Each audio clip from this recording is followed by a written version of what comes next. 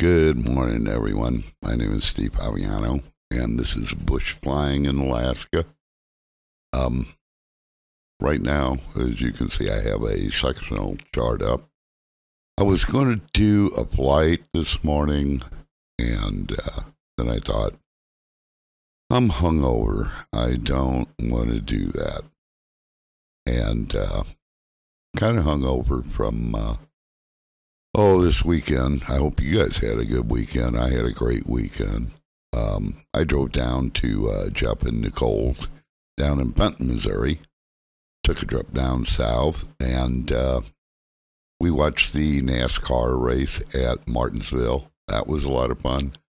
Then we got our remote control trucks out, and we raced them and jumped them and broke shit. And I got work to do on 2 trucks, but it was a lot of fun. Then Jeff did his American Truck Simulator live stream. I watched that, sat right next to him and watched him do it. And the kid, I call him kid, the man is a professional when it comes to that shit. He is so good at it. He's got so many things going on, and he pulls it all together. It's just amazing to watch. It really is. Anyway, I said, fuck the flight this morning. I ain't doing it. So I have this sectional chart up, and actually, this sectional chart is for Missouri. And over here to the right is St. Louis Airport, Lambert Field. I live up here north in this area. Jeff lives down here, south of the city, down there. And over here is Kansas City. So what I wanted to do was show you guys, if you're interested in studying the area where we're going to do bush flying, I wanted to show you how to use this sky vector. It's real simple and easy to use. But over the weekend, Sunday, yesterday, Jeff and I did talk about doing some bush flying together. So we're going to try to set that up for you guys. Should be a lot of fun. So look for that in the future. Back to the sectional chart. Okay. We want to look up Juneau, Alaska, because that's the area I fly in. I fly around Juneau. I use real weather, so my flights are really dependent on the real weather up there. So what we want to do is, if you go to skyvector.com and bring him up, I'm not sure where you'll be, what sectional chart you will have up when you first go in, but it will remember wherever you're at. So the next time you start SkyVector, it has a cookie, and it'll put you right where you were at the last time. So we want to go to charts, and this is the chart I'm using for Missouri here. That's St. Louis on the eastern edge of that chart. But what we want to do is go up here to this button and select Alaska. Boom. And the chart we're interested in for Juneau is this guy right there. If you'll notice what looks like this triangular shaped island, it's not really an island. I think it's a group of islands, but it looks like a big triangular deal here. So we are looking for that, and we're going to select this sectional chart, and that will take us to, let's zoom out a little bit so you can see. Here is that triangular shaped landmass. Like I said, I think it's a group of islands, and what we have is right up here, there's Juneau. Over here is Gustavus. Here is Hoonah.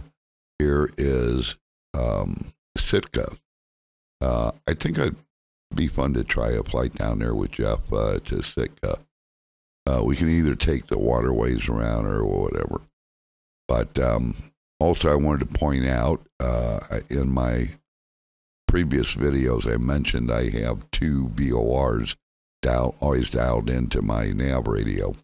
And this one here, see this circle? That is a VOR. We'll zoom in on it.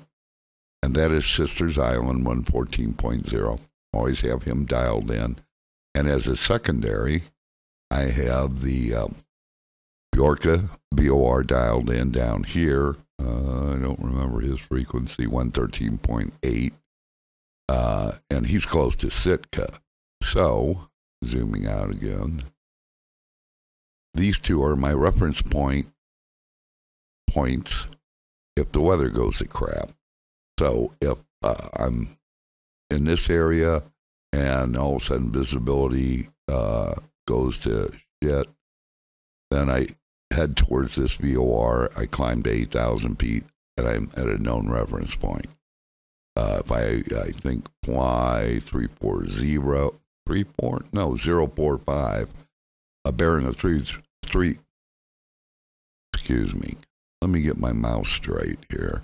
If I fly a bearing of 045 from this VOR, that'll put me up in the area of Juneau, and hopefully the weather will be clear.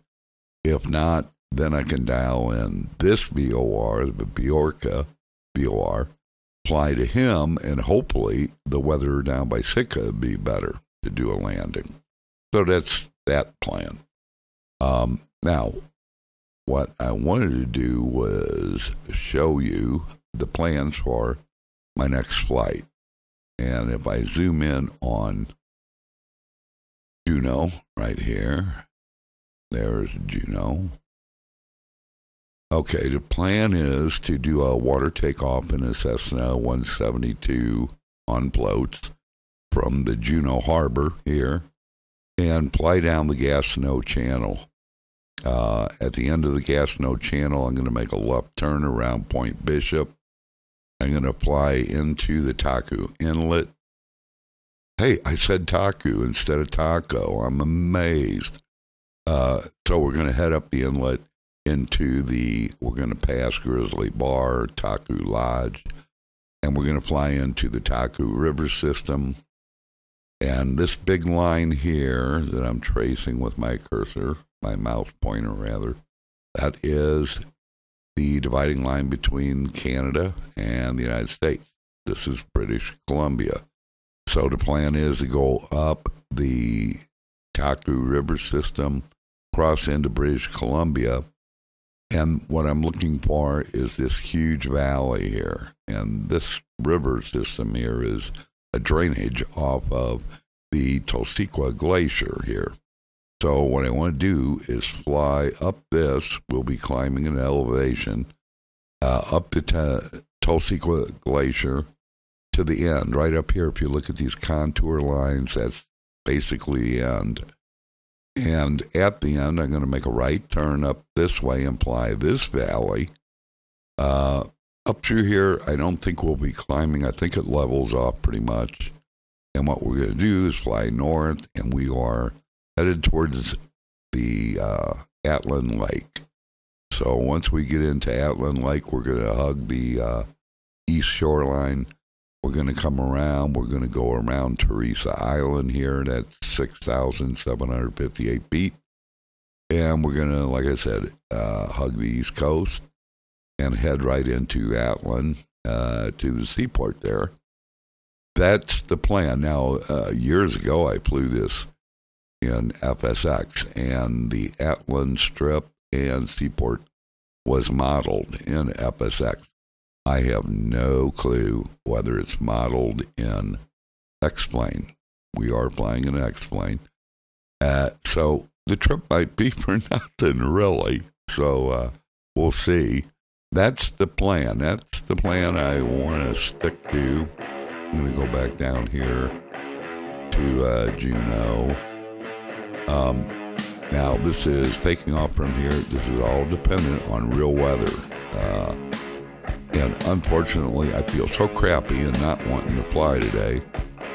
But I did check the weather there. It's like the visibility is 10 miles. There's really no winds. But, oh well.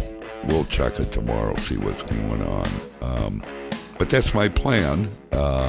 If you think it's a good idea, let me know. If you maybe have some other ideas, definitely study these sectional charts.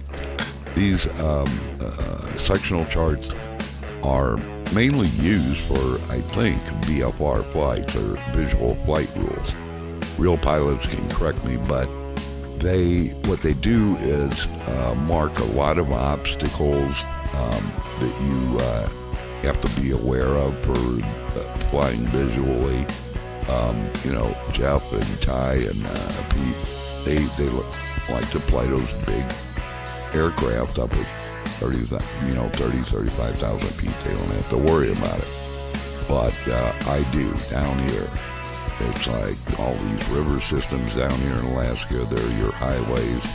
So it's easy to get lost if you've got a sectional map that shows all this detail and then X-Plane, like a lot of times X-Plane will just stop a river right here.